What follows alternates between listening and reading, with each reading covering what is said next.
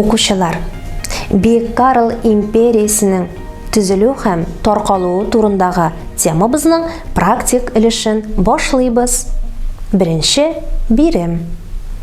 Таблицадағы бош урыннарны тутырыгыз.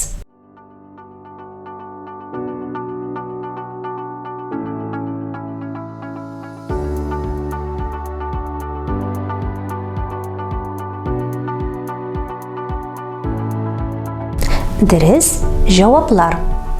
800 елда Карл император дип игълан ителә. 814 елда Бейік Карл үлгән ел. 843 елда империяның 3 өлешкә бүленүе. Икенче бирем. Җитешмәгән сүзләрне языгыз.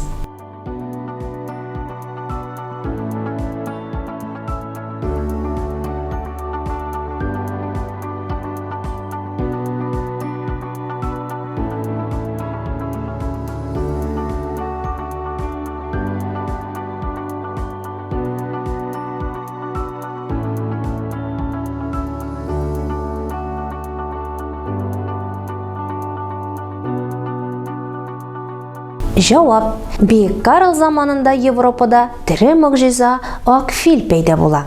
Бу хайван Ганнибал һәм Александр Македонскийның хәрби походлары заманыннан соң европалылар тарафыннан онытылган була һәм мифик бер мөгез кебек кабул ителә. Фил барлык ел язмаларда сурәтләнә.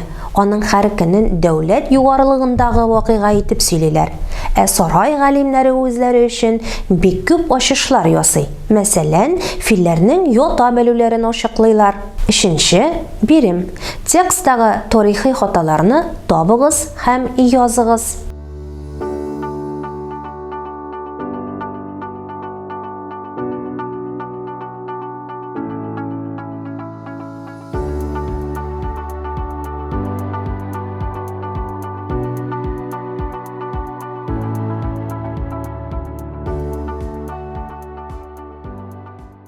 Дөрес җавап.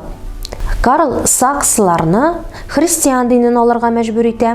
Ул алар илендә рәхимсез законнар кертә. Корольга аз гына каршылык күрсәткән, шукындырудан яки христиан динен баш тарткан өчен үлем җәзасы яный. Чираттагы баш күтәрүгә җавап итеп Карл 4000 ярым тоткынны җәзаларга боерык бирә. Дүртенче бирем. Иҗади бирем.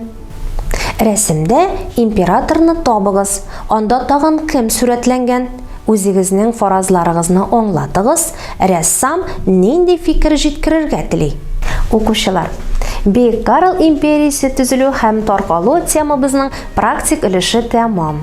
Без сезнең белән кабат онлайн дәресләрдә очрашырбыз. Сау булыгыз!